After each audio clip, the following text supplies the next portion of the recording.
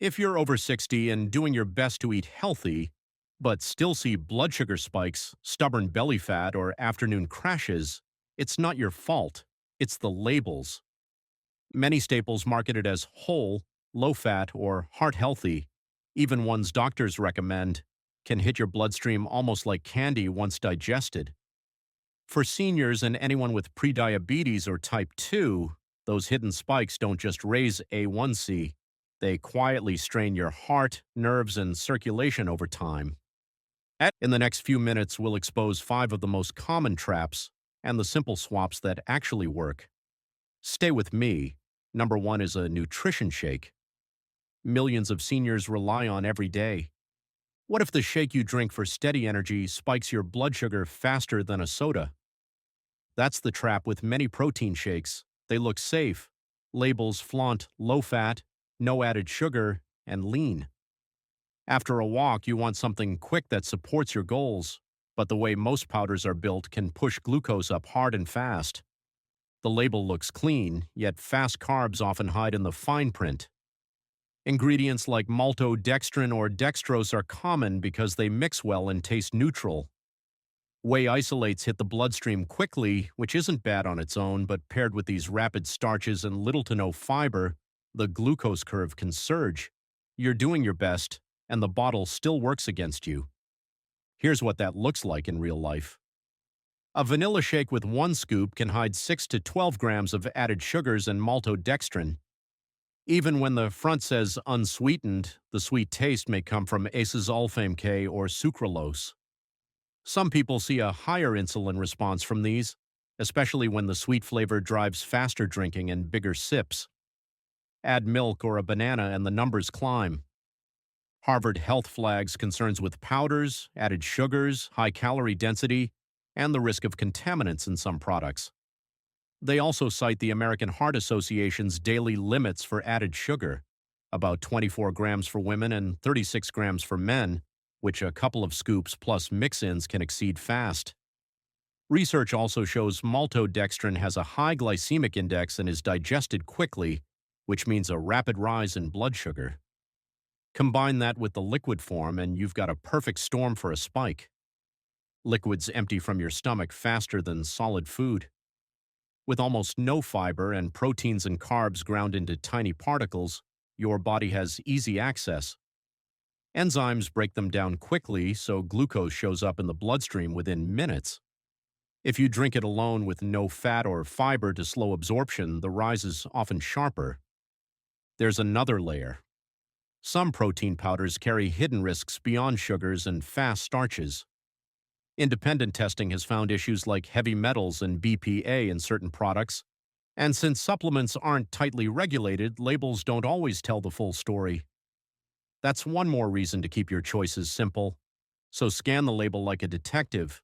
Look for maltodextrin, corn syrup solids, fructose, cane sugar, rice syrup, and marketing terms like lean gainer. Check total carbs per scoop and the serving size. If a serving is tiny and you always double it, do the math you'll actually drink. Watch for long sweetener lists and oat-based blends that add extra starch. You don't need to give up shakes, you just need a smarter build. Choose unflavored whey or pea protein with no added sweeteners. Blend with water or unsweetened almond milk. Add 1 to 2 tablespoons of chia or ground flax for fiber, and a small fat like a spoon of peanut or almond butter. Or skip the blender and go with Greek yogurt plus a handful of berries for protein and a gentler curve. Once your drink works for you, the next challenge is on the plate, especially with healthy staples that still leave you crashing by mid-afternoon. Brown rice sounds smart, but why do many people still crash at 3 p.m. after a healthy bowl? The reason isn't that brown rice is bad, it's that the amount you eat and how it's cooked and paired decides the blood sugar hit. The GI is only one piece. Glycemic load, which includes portion size, explains why a generous scoop can still push glucose high and leave you tired later. You see whole grain and heart-friendly, and it is a better choice than white rice on paper. Brown rice often runs a bit lower on the glycemic index than white rice, but most real servings aren't tiny. A restaurant bowl can land you 60 to 80 grams of carbs. If the rice is soft or sticky, more starch is available for quick digestion, so the rise can be faster than you'd expect from a whole grain. That's the quiet trap behind the afternoon slump. Here's where it gets specific. Brown rice GI isn't fixed. Long grain and basmati types tend to be lower than short grain, and some long grain basmati options can be meaningfully lower. Cooking al dente keeps the grain intact and slows digestion a bit. Overcooking breaks starch down and speeds it up. Rinsing before cooking washes away loose starch. Cooling and reheating can increase resistant starch modestly. Those small steps shave off some of the spike, but they can't cancel a large load. The mechanism is simple. Your saliva and pancreatic amylase break rice starch into glucose. In insulin resistance, a big portion overwhelms the insulin response, so blood sugar stays higher for longer. That's why you feel heavy, thirsty, or sleepy after a clean bowl. Fiber in brown rice helps, but most of it is insoluble, which supports digestion more than it slows glucose absorption. Foods richer in soluble fiber, like oats or legumes, tend to blunt the curve more effectively. Portion is your main lever. Start with 1/2 cup cooked brown rice. Then use the plate method. Fill half your plate with non-starchy vegetables. Add a quarter lean protein and include a small healthy fat. This mix slows the meal's absorption and lowers the overall glycemic load without making you feel restricted. You can also tweak the cooking. Rinse well, cook to a firm bite, then cool and reheat to increase resistant starch modestly. Pre-soaking can help reduce surface starch. Mixing in cauliflower rice cuts total starch per forkful while keeping the familiar feel. These are easy wins that make your usual bowl more forgiving. If you want even steadier numbers, swap part or all of the rice with lower GL options. Lentils, chickpeas, or quinoa in modest portions deliver more protein and fiber per bite. Cauliflower rice is a simple volume boost with minimal carbs. Test your plate with a glucometer or CGM and let your data guide your best portion.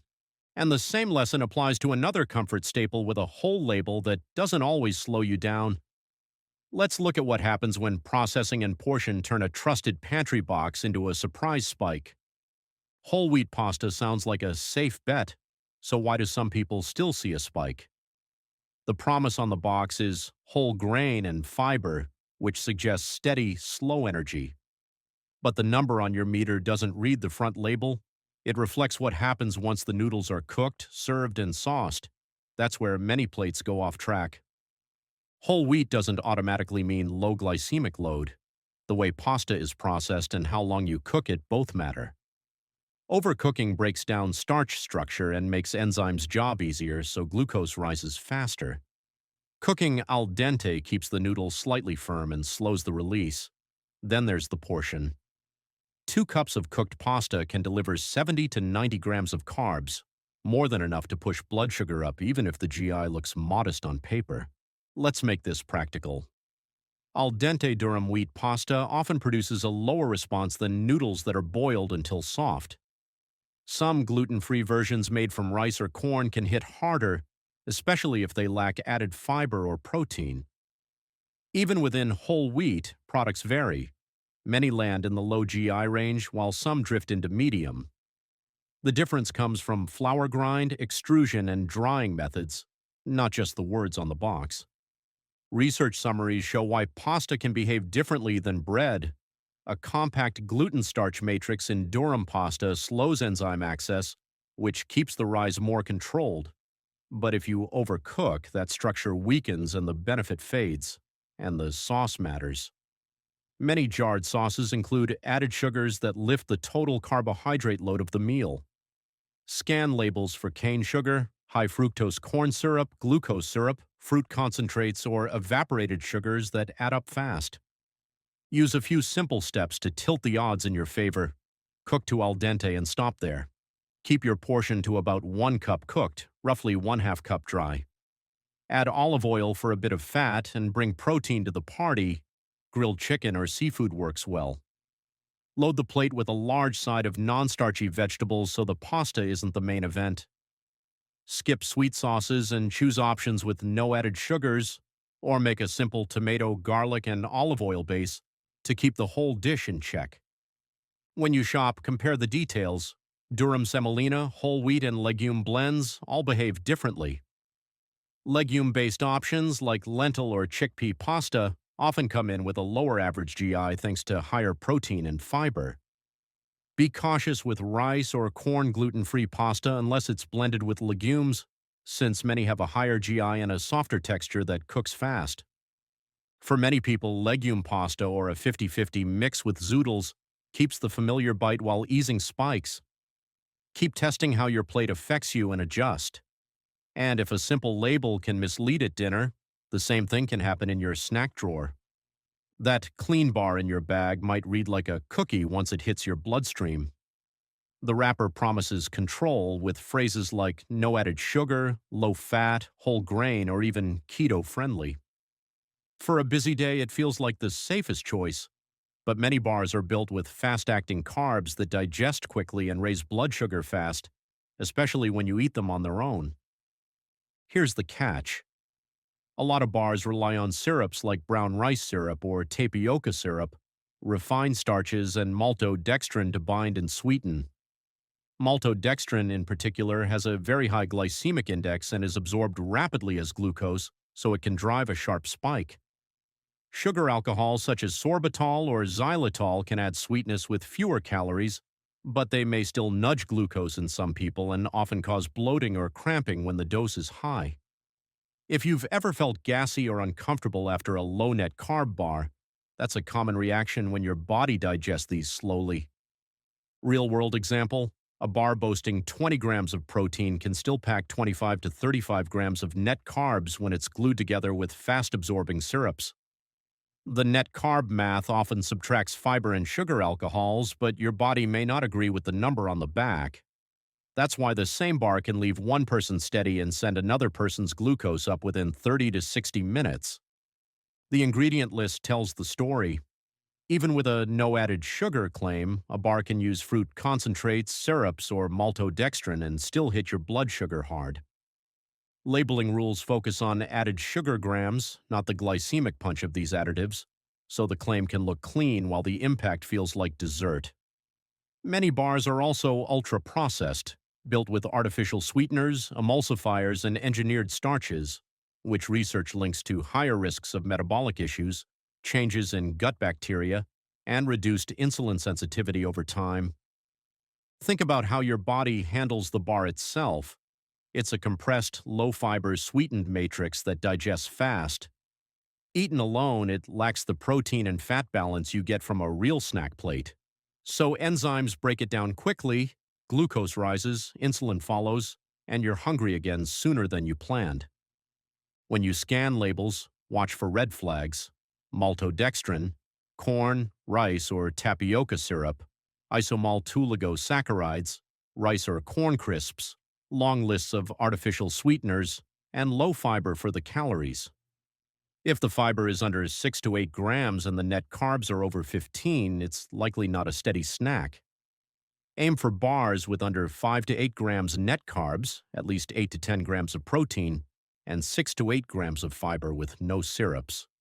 Or skip the bar and build a quick snack, cheese stick and a small handful of nuts, or apple slices with measured peanut butter. Keep the principle simple: fewer ultra-processed additives, steadier numbers. And before breakfast sets your day's curve, there's one creamy choice that often acts more like sweetened cereal than a neutral sip. Your latte's oat milk may be closer to liquid cereal than milk for your blood sugar. It wears a heart-healthy, dairy-free halo, and many people choose it because it tastes creamy and blends well. The issue isn't whether oat milk is bad, it's how it's made and how much you drink, especially first thing in the morning when your stomach is empty and your body absorbs carbs quickly. During processing, manufacturers often use enzymes to break oat starch into smaller chains. That step creates maltose, a simple sugar with a very high glycemic index, around 105, so it can move glucose up fast. Sweetened or flavored versions layer even more sugar on top. Some brands also add oil for texture, which improves mouthfeel but doesn't lower the carb load. That's why a drink that seems gentle can move your blood sugar more than you planned. Here's what that looks like in real life. A 12 to 16 ounce latte made with sweetened oat milk can deliver 20 to 35 grams of carbohydrates before you've eaten any breakfast. Even unsweetened versions tend to be higher in carbs than dairy or unsweetened almond or soy milk. 1 cup of unsweetened oat milk averages about 14 grams of carbs, compared to roughly 3 to 4 grams in unsweetened almond milk and about 7 grams in many coconut milks. If you drink it on an empty stomach, you may notice a quicker rise and a mid-morning dip. Research summaries show oat-based beverages often carry more carbohydrate and less protein per cup than dairy or unsweetened almond or soy. Some enzyme-treated oat milks can raise glycemic response because the sugars are easier to absorb. The average glycemic index of oat milk sits in a moderate range, around 59 to 60, but the real impact depends on serving size and context. The mechanism is straightforward. Oat milk is low in protein and low in fiber, so there's not much to slow digestion. A maltose-rich profile allows rapid absorption in the small intestine, pushing glucose up quickly. Without protein or fat in the same meal, the rise is usually steeper. Label literacy helps you control the dose, scan for enzymes, oat base, maltose, and evaporated cane sugar. Compare total carbs, added sugars, and protein per cup. 2 cups in a large drink doubles the numbers, so check the coffee shop's default size. If a barista uses a sweetened version, ask for unsweetened. You don't have to skip creaminess. Choose unsweetened almond or soy milk or dairy if you tolerate it. Pick smaller sizes and add cinnamon for flavor without sugar. Pair coffee with protein, eggs, Greek yogurt, or a cheese and nut snack, or add chia, flax, or a spoon of almond butter to slow the curve. If you enjoy oat milk, keep it unsweetened and treat it like a carb source you balance. You've made real progress spotting the healthy foods that secretly spike your blood sugar. Great job. But there's one food that can undo that progress faster than anything else: bread. The wrong loaf can hit like candy, while the right ones can actually help you lower your post-meal glucose. So your next step is simple. Watch the video on your screen. You'll see the exact types that protect your progress and help you keep your glucose steady. Tap it now and lock in the gains you just made.